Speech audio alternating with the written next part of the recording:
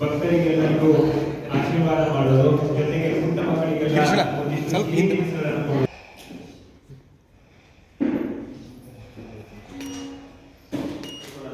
ಕಷ್ಟಗಳು ಬರಲಿ. ಸ್ವತಃ ಶ್ರೀಕೃಷ್ಣ ಪರಮಾತ್ಮನ ಒಂದು ಕಡೆ ಹೇಳ್ತಾನಲ್ಲ, ಯದಾ ಯದಾ ಹಿ ಧರ್ಮಸ್ಯ ಗ್ಲಾನಿರ್ಭವತಿ ಭಾರತ, ಸಂದರ್ಭ ಬಂದಾಗ ಶ್ರೀಕೃಷ್ಣ ಪರಮಾತ್ಮನೇ ನಮ್ಮಂತವ್ರನ್ನ ರಕ್ಷಿಸೋದಕ್ಕೆ ಬರ್ತಾನಂತ ಅವನೇ ಹೇಳಿಬಿಟ್ಟಾನ.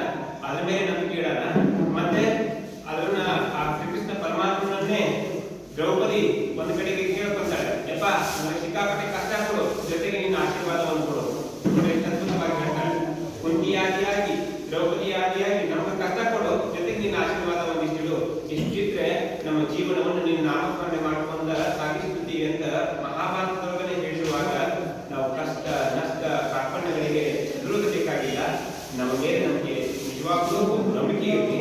ನಾನು ಬದುಕ್ತೇನೆ, ಏನೆಲ್ಲವೂ ಇಲ್ಲ ಅಂತ ನನ್ನ ಜೀವನದೊಳಗೆ ಇದ್ದಲ್ಲ ಅದನ್ನೆಲ್ಲವನ್ನು ಮರೆಮಾಚಿ ಏನೆಲ್ಲವನ್ನು ಪಡೆದುಕೊಂಡು ನಾಲ್ಕಾರು ಮಂದಿಗೆ ಒಳ್ಳೆಯವನಾಗಿ ನಾನು ಬದುಕ್ತೇನೆ ಅನ್ನೋ ಏಕೋಭಾವದಿಂದ ನಾವಿದ್ವಿ ಅಂದ್ರೆ ಇವತ್ತೇನು ರಥಸಪ್ತಮಿಯ ದಿವಸ ಇಲ್ಲಿ ಕರ್ಕೊಂಡು ಬಂದು ಕುಂದರಿಸಿ ಮಹಾಸ್ವಾಮೀಜಿಯವರ ಸಾನ್ನಿಧ್ಯದೊಳಗ ನಮ್ಮೆಲ್ಲರ ಬರ್ತಡೆಗಳನ್ನ ಒಂದೇ ದಿವಸ ಮಾಡಾಕತ್ತಾರಲ್ಲ, ಆ ಬರ್ತಡೆ ಮಾಡುವಂತವರಿಗೆಲ್ಲರಿಗೂ ನಾವು ದೊಡ್ಡ ಗಿಫ್ಟ್ ಕೊಟ್ಟಂಗಾಗುತ್ತೆ ಅನ್ನೋ ಮಾತನ್ನ ಈ ಸಂದರ್ಭದೊಳಗೆ ಹೇಳೋದಕ್ಕೆ ಇಚ್ಛೆ ಪಡ್ತೇನೆ. ಗೊತ್ತಾಯ್ತಂದ್ರೆ ನಾನು ಇನ್ನೊಂದು ಅಭಿಮಾನ ಹೇಳುವ ಅಭಿಮಾನದಿಂದ ನೀವು ಒಂದು ಮಾತು ಹೇಳ್ಬೇಕು. ತಮ್ಮ ಬರ್ತ್ಡೇ ಡೇಟ್ ನೆನಪಿಟ್ಕೊಂಡು ಆಚರಣೆ ಮಾಡ್ಕೊಂತಾರೆ, ಅದೇ ಬಾರದಲ್ಲ. ನಮ್ಮ ಹುಟ್ಟಿದ ಡೇಟ ನಮಗೂ ಗೊತ್ತಿಲ್ಲ ಅಂದಾಗ ಎಲ್ಲರೂ ಕೂಡಿ ನಾವು ಬರ್ತಡೇ ಮಾಡಕತ್ತಾರ ನಮ್ಗಿಂತ ಪುಣ್ಯವಂತರು ಯಾರು ಗೊತ್ತಾರೆ? ಜೋರಾಗಿ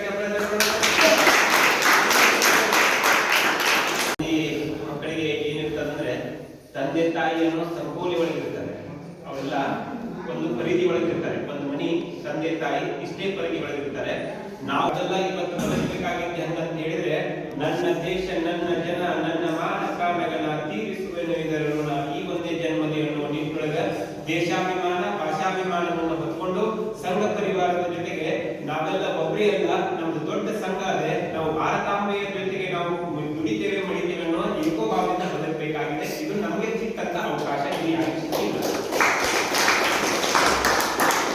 ಇರುವರು ಅಜ್ಜನವರ ಆದಿಯಾಗಿ ನಾವೆಲ್ಲ ಮನೆ ಬಿಟ್ಟು ಬಂದು ಈಗ ಸಣ್ಣ ನೋಡ್ಕೊಂಡು ಸಣ್ಣ ವಹಿಸ್ತವ್ರೆ.